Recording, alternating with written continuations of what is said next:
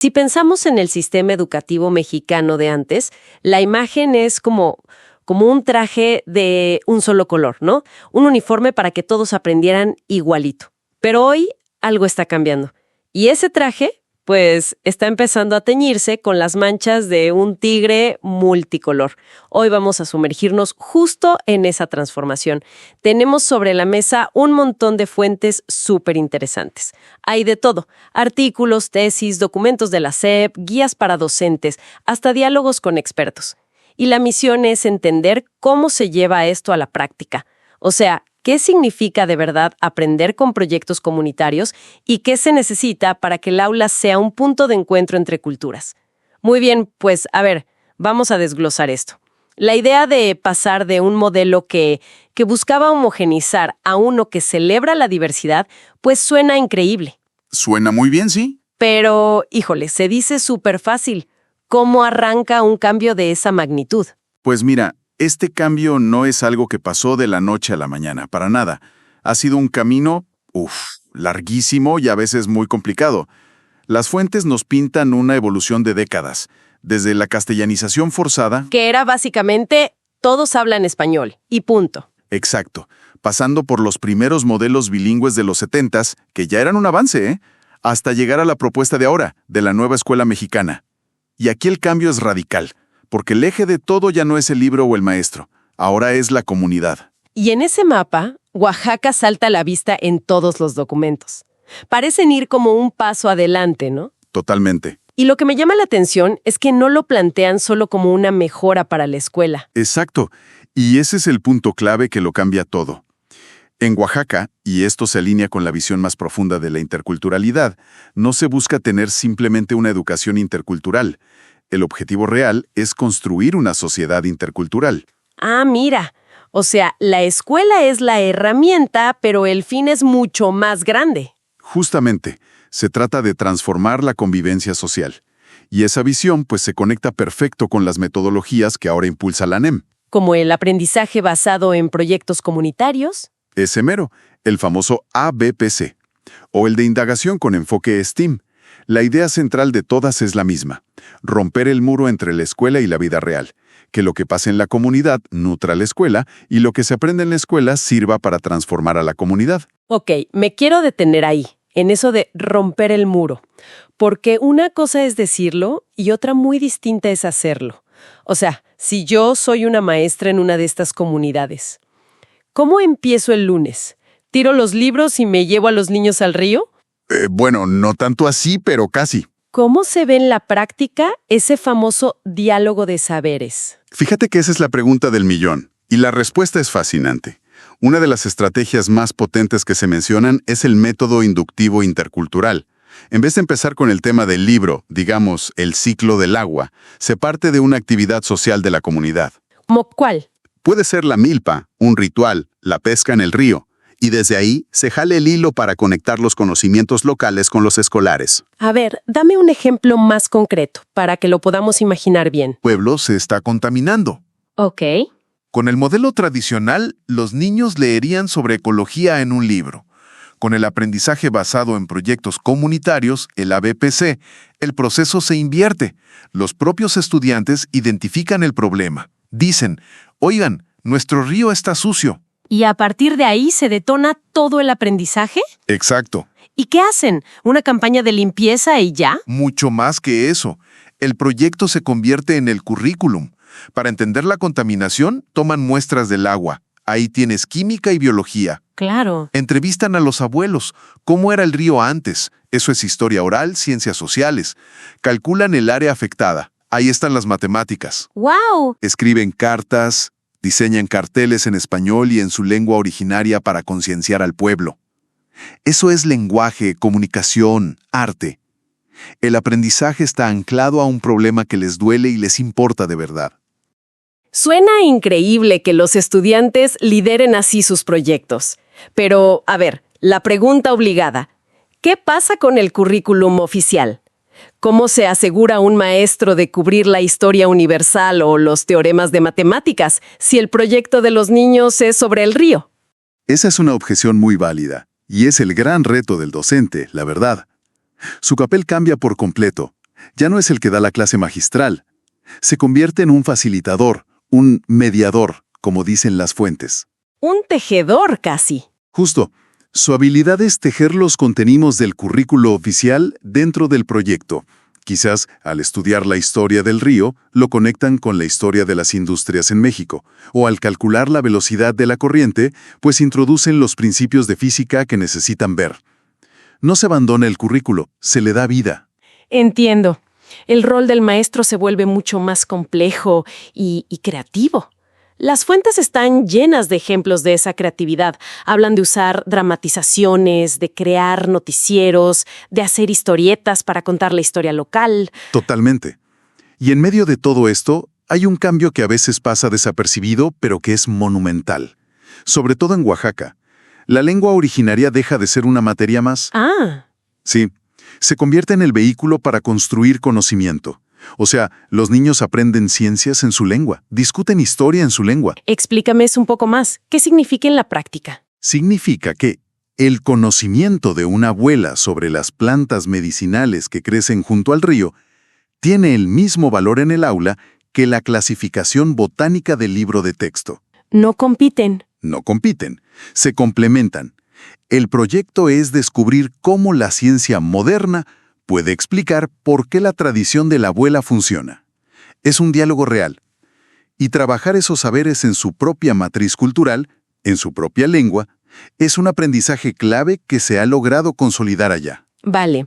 Para llevar a cabo proyectos como el de San Miguel de las Nubes y facilitar ese diálogo, se necesitan herramientas, materiales, pero las fuentes son muy claras en un punto.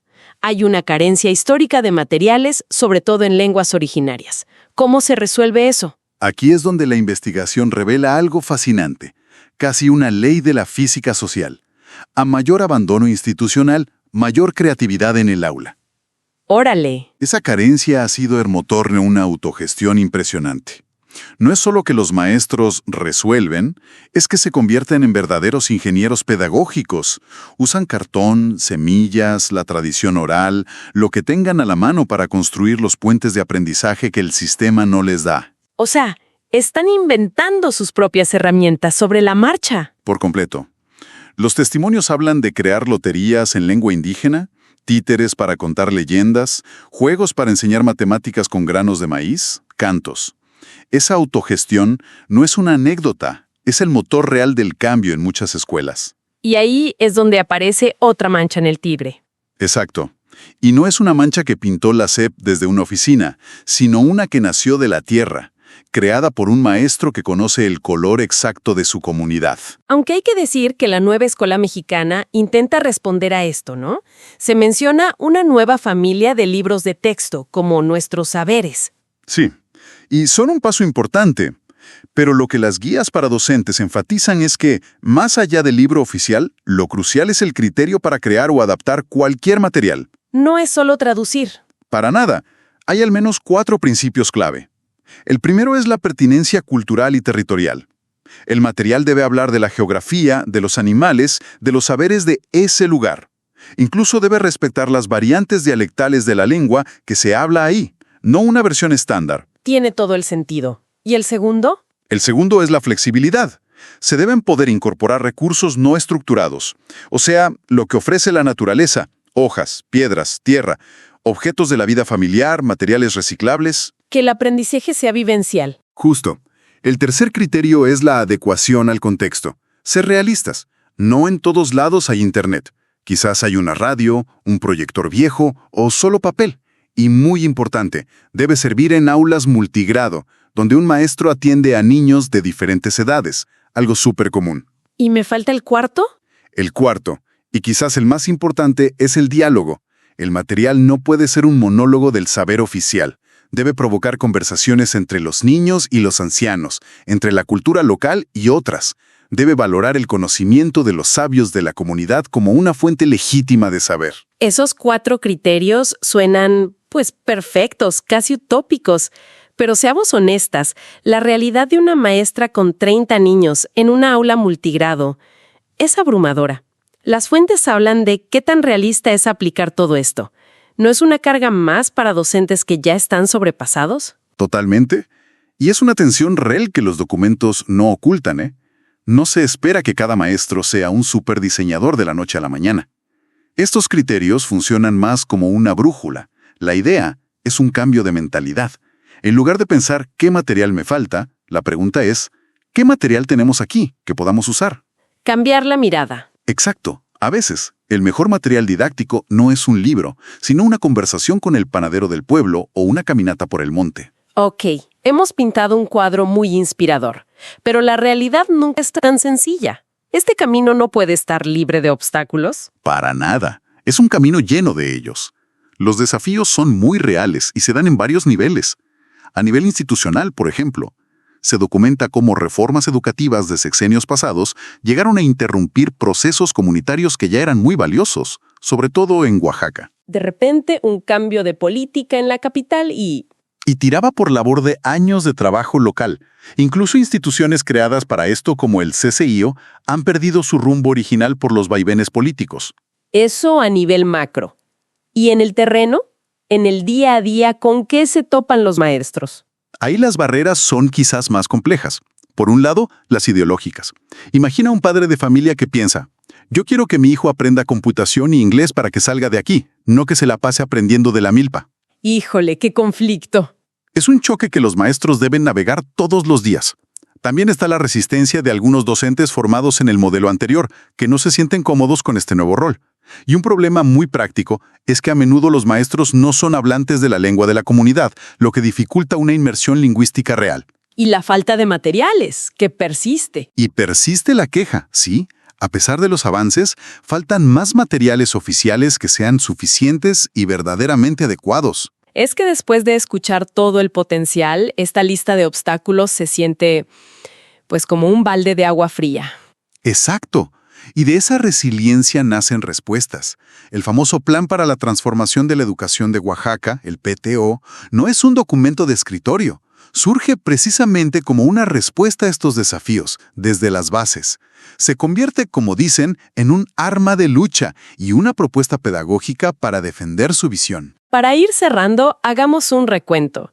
Vimos un cambio de paradigma profundo, de buscar un México homogéneo a reconocer a la comunidad como el corazón del aprendizaje. Analizamos cómo estrategias como el aprendizaje basado en proyectos comunitarios buscan no solo enseñar, sino transformar realidades concretas.